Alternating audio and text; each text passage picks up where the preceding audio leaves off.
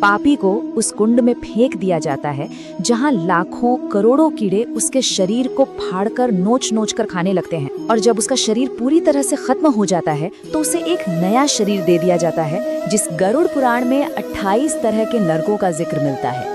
लेकिन एक नरक ऐसा भी है जिसका नाम सुनते ही किसी की भी रूह कांप जाए, कृमि भोजन नरक।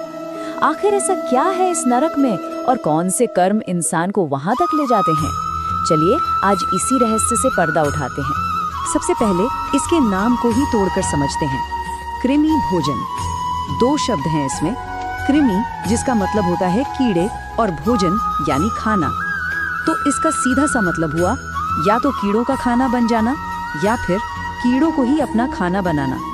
दोनों ही बातें सोचकर अजीब लगता है ना। गरुड़ पुराण में इसका जो वर्णन है वो सच में बहुत भयावह है।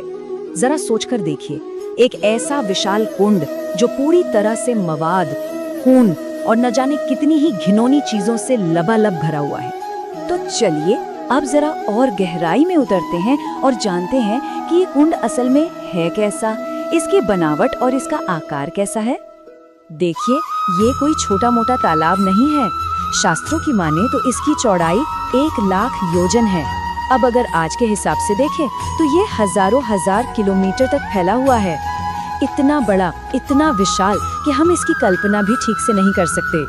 और इस विशाल कुंड में भरा क्या है? सिर्फ पानी नहीं, बल्कि इसमें है मवाद, खून, मलमूत्र और पसीना। और इसी गंदगी के समुंदर में तैरते हैं अनगिनत जहरीले कीड़े, बिच्छू और सांप, जिनके मुंह सुई की तरह तेज और नुकीले हैं। कहा जाता है कि इसकी बदबू इतनी ज्यादा भयानक होती है कि कोई भी आत्मा वहां एक पल भी नहीं ठहरना चाहेगी। अब इतनी भयानक जगह, तो सवाल ये उठता है कि आखिर वो कौन से पाप है, कौन सी ऐसी गलतियां हैं जो किसी को यहाँ तक पहुँचा सकती हैं? इसका जवाब सिर्फ एक शब्द में छिपा है, स्वार्थ। जी हाँ, ये नरक उन लोगों के लिए है जो हद से ज्यादा स्वार्थी होते हैं और कृतघ्न होते हैं। कृतघ्न यानी वो लोग जो सिर्फ अपना अपना सोचते हैं और दूसरों के किए हुए एहसान को, उनकी अच्छाई को पूरी तरह से भूल जाते हैं।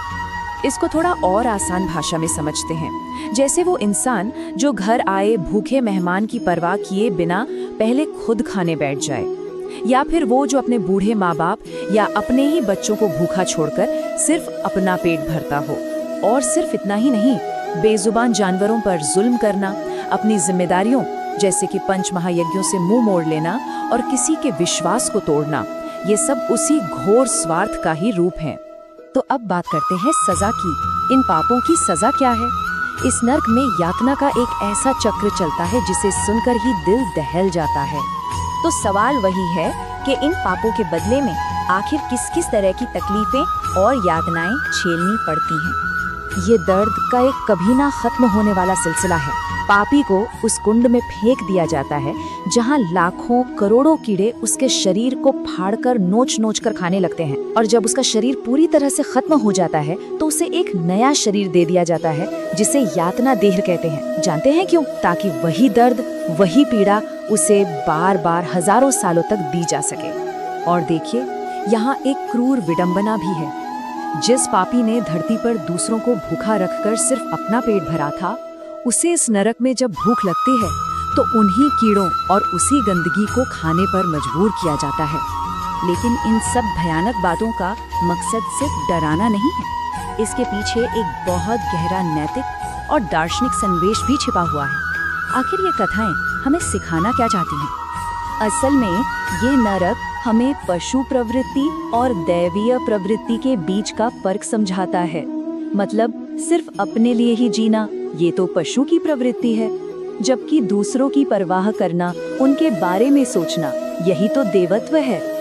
तो इसकी असली शिक्षा यही है कि भोजन सिर्फ पेट भरने की एक चीज नहीं है, बल्कि ये सेवा और करुणा का एक जरिया भी है। मिल बांट कर खाना ही तो असल में मानवता है, और दूसरों के लिए दया का भाव रखना यही सबसे बड़ा धर्म है। तो सवाल ये है कि क्या इस भयानक अंजाम से बचने का कोई रास्ता है? तो शास्त्रों के अनुसार इसका जवाब है हाँ। कुछ ऐसे उपाय बताए गए हैं जिनसे इन पापों का प्रायश्चित किया जा सकता है। शास्त्रों में कुछ बहुत ही सरल उपाय बताए गए हैं, जैसे कि नियमित रूप से भूखे लोगों को अन्नदान करना, पशु पक्षियों की सेवा करना, जिसे भूत यज्ञ भी कहा गया है। और हाँ, घर आए मेहमान का कभी भी अनादर न करना। इनके अलावा भगवान विष्णु की भक्ति और प्रार्थना से भी इन पापों का असर खत्म हो जाता है। यहाँ भूत यज्ञ का मतलब समझना बहुत जरूरी है। ये 5 महायज्ञों में से एक है और इसका सीधा सा मतलब है पृथ्वी के सभी प्राणियों को, जैसे चींटियों, कुत्तों या पक्षियों को भोजन कराना।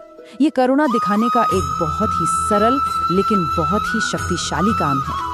तो आखिर में ये पूरी कहानी हमें एक बहुत ही गहरे सवाल पर सोचने के लिए मजबूर करती है। हम अपनी थाली में रखे भोजन को किस नज़र से देखते हैं? क्या ये सिर्फ हमारी भूख मिटाने का एक साधन है, या फिर ये दूसरों की सेवा करने और अपनी करुणा को जताने का एक मौका भी है? सोचिएगा जरूर।